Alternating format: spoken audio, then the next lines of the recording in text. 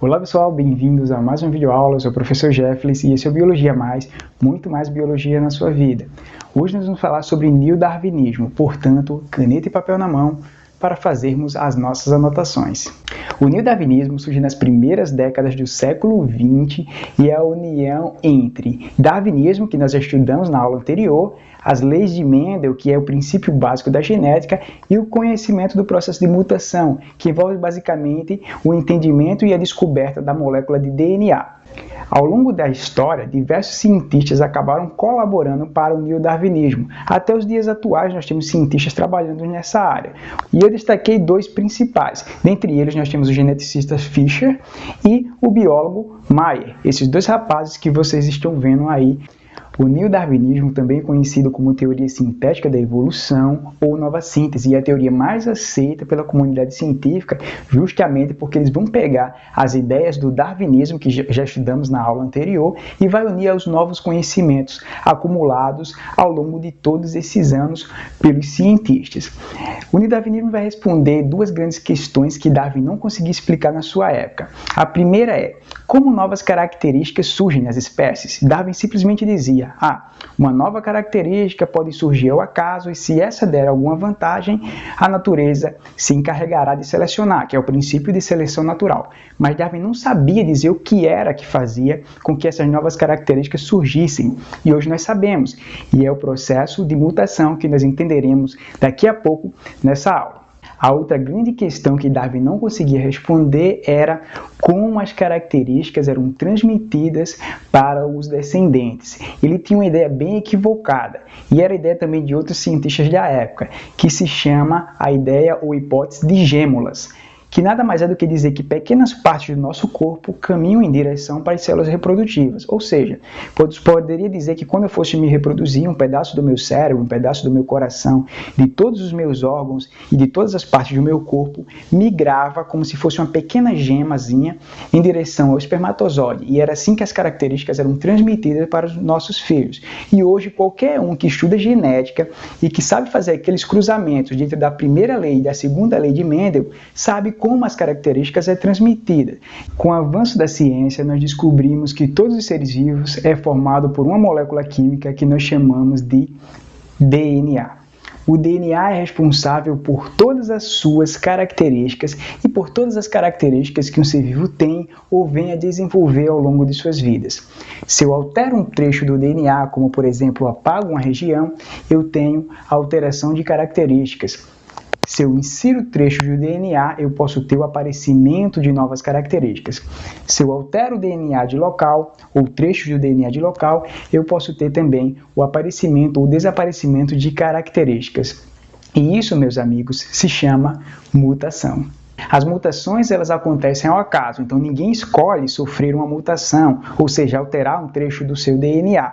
Elas acontecem em 4 situações bem distintas. A primeira são defeitos no mecanismo de duplicação do DNA. Quando as células vão se reproduzir, elas se dividem ao meio. Para fazer isso, elas têm que duplicar todas as suas estruturas e todo o seu material genético, que é o DNA. E às vezes ocorre um erro. Ocorrendo um erro, você tem alteração do DNA e aí você tem o desaparecimento ou surgimento de características. A outra situação são os fatores ambientais. Hoje sabemos que os raios ultravioletas e a radioatividade são capazes de alterar o DNA. E lembre-se, se eu altero o DNA, eu tenho uma mutação, o aparecimento ou o desaparecimento de características. Hoje compreendemos também que alguns vírus são capazes de alterar o DNA. Se eu altero o DNA, eu tenho uma mutação. Hoje sabemos também que a ação de produtos químicos são capazes de alterar os trechos do DNA. Bom, galera, desculpe aí sair sem avisar, mas vamos agora entender como ocorre o processo de mutação na prática. No nosso lado esquerdo temos uma molécula de DNA que será responsável por todas as características dessa bactéria aí, que nós vamos chamar de Jennifer.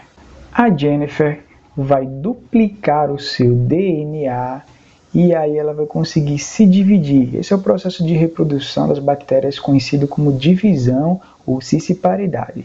E aí ela vai dar origem a Maria.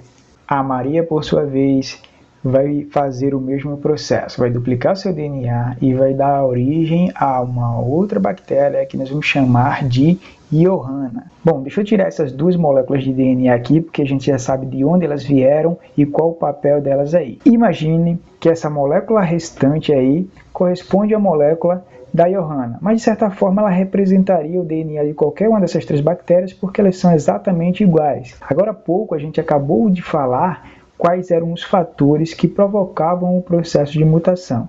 Eu escolhi aí os defeitos no mecanismo de duplicação do DNA, mas poderia ser qualquer um dos outros. Agora vamos voltar os olhos para esse trecho do DNA circundado em vermelho. Agora é a vez de a Iohanna se reproduzir, e ao tentar fazer isso, ocorreu um defeito no mecanismo de duplicação do DNA, o que levou à deleção de um trecho.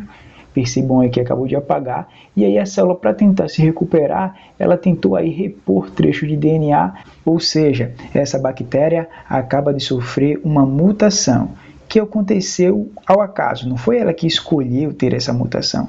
E isso é chamado de deriva genética.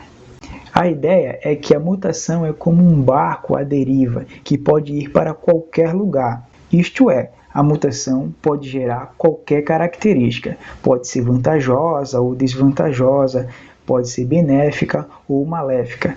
Como resultado dessa mutação, a Iohanna acabou dando origem à Patrícia. Perceba que o DNA da esquerda, circundado em vermelho, é ligeiramente diferente do DNA da direita, que é o DNA que sofreu mutação.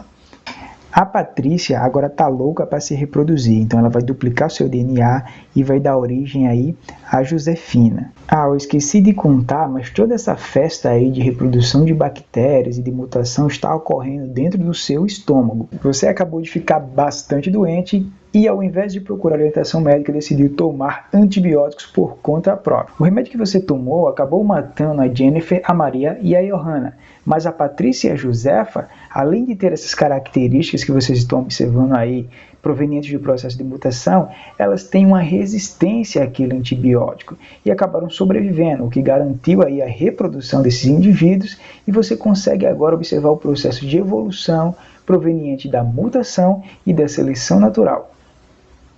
Compreender o processo de mutação é vital para entender como ocorre a evolução, mas é importante ressaltar que a evolução depende de vários outros fatores que nós veremos nas próximas aulas.